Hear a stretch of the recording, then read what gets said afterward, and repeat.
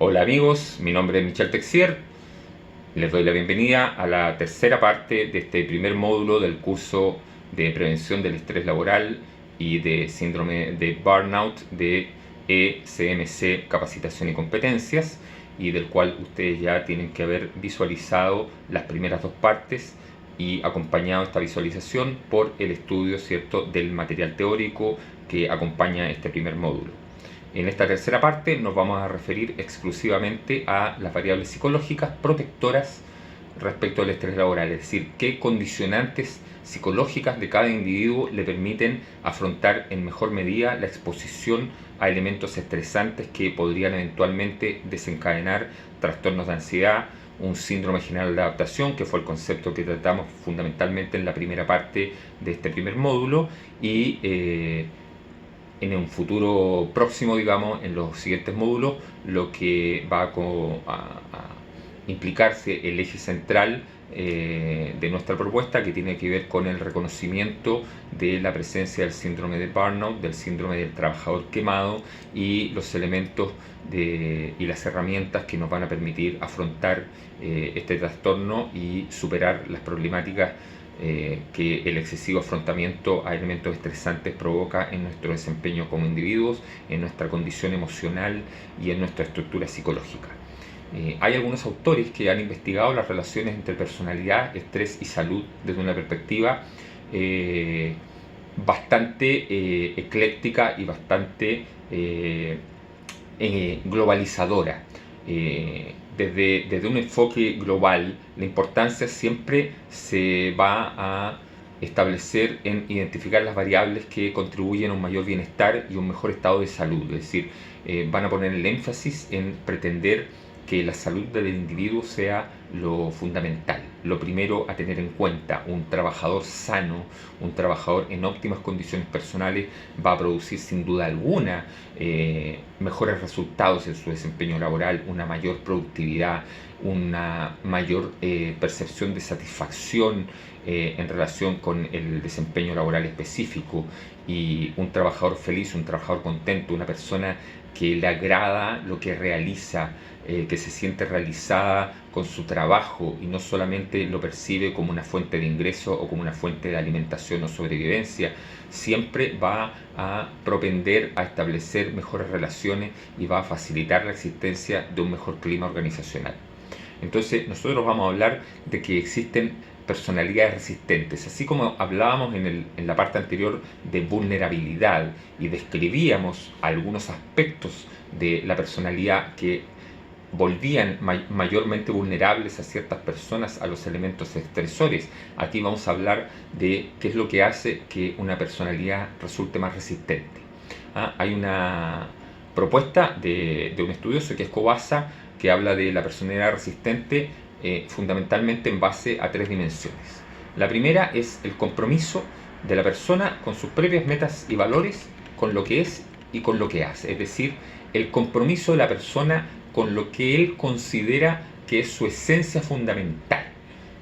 El cómo él define sus propias metas, cuáles son los objetivos que él tiene y cuál es la estructura valórica con la cual él siente que ha sido formado y con la cual él se desempeña frente al medio ambiente.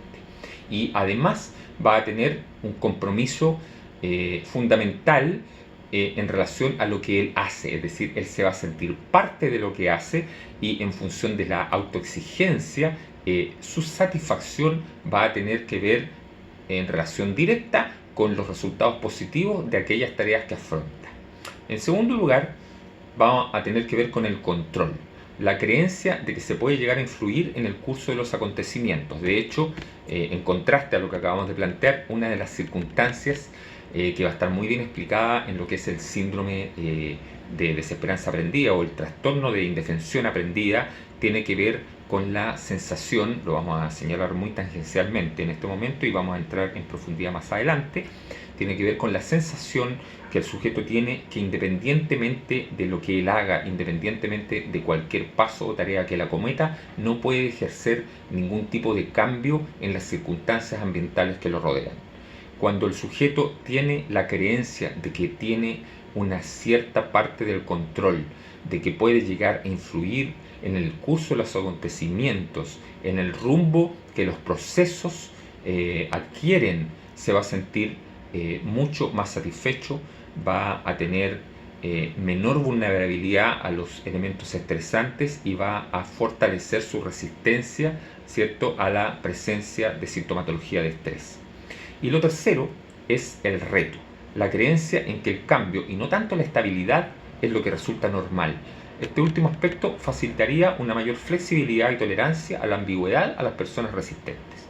La personalidad resistente podría ejercer su impacto positivo sobre el estrés por medio de mecanismos tales como una percepción menos amenazante de las situaciones estresantes o un afrontamiento más eficaz de las mismas. También es relevante el sentido de coherencia. Al hablar de sentido de coherencia, nos estamos refiriendo a una determinada perspectiva acerca de la vida y a la capacidad para responder a las situaciones estresantes de una persona. Se trata de una orientación general a considerar la vida como algo que guarda un orden, que resulta manejable y que tiene un significado.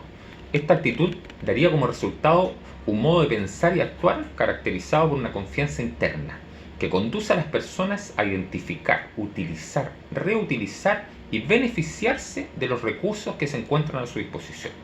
El sentido de coherencia consta fundamentalmente de tres componentes: comprensibilidad, manejabilidad y significatividad.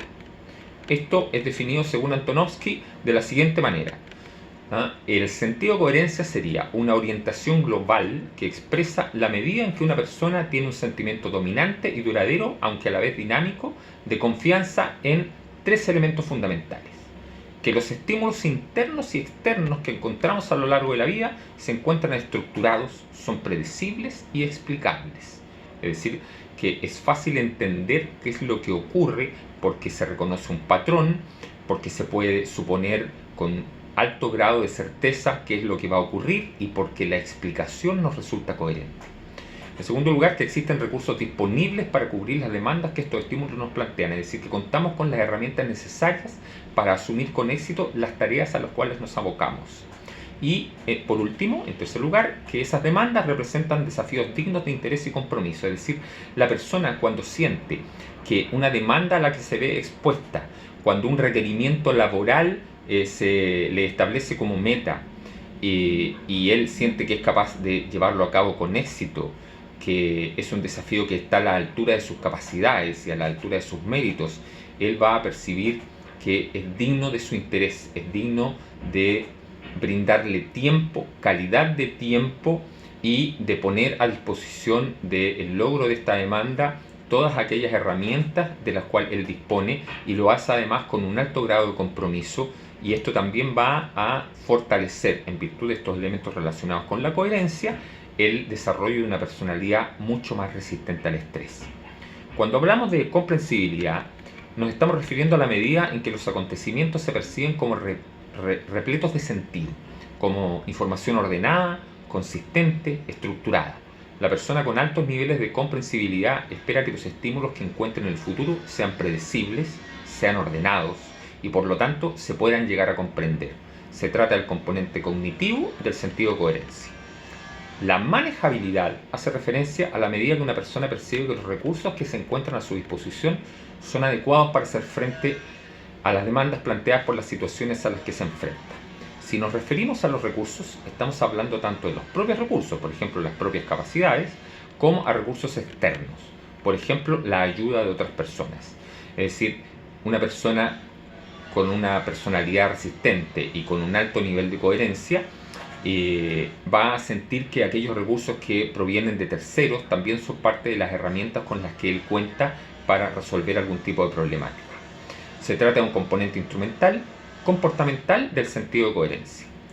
Al aludir a la significatividad, estamos refiriéndonos a la medida que una persona siente que la vida tiene un significado a nivel emocional. Los problemas y demandas planteados por las situaciones representan desde esta perspectiva un reto, un desafío más que una amenaza o una carga, y por lo tanto merece la pena invertir energía en ellos. Se trata del componente motivacional del sentido de coherencia. En resumen, las personas con un alto sentido de coherencia ven el mundo como algo explicable más que como algo caótico. Creen que las situaciones pueden llegar a manejarse con los recursos de los que disponen, más que considerarlas permanentemente fuera de su alcance. Y creen que las cosas tienen sentido y ven en los cambios un reto, una oportunidad, algo inherente a la vida más que algo excepcional y que supone un obstáculo o un peligro. Varios estudios han encontrado que las personas con un alto sentido de coherencia son menos vulnerables al impacto negativo del estrés laboral y tienen menos probabilidades de desarrollar secuelas psicológicas después de un acontecimiento traumático.